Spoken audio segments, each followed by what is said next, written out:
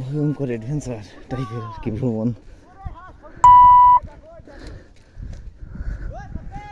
নিচে নেমে চলে আসছি, এর থেকেও নিচু জায়গায় এটি সবচেয়ে উঁচু, এই যে এই জায়গাটা।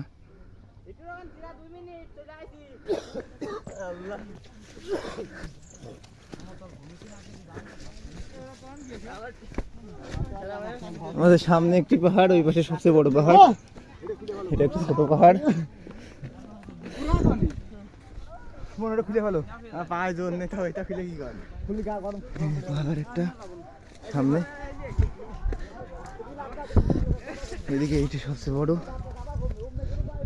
দেখা যাচ্ছে না এখান থেকে।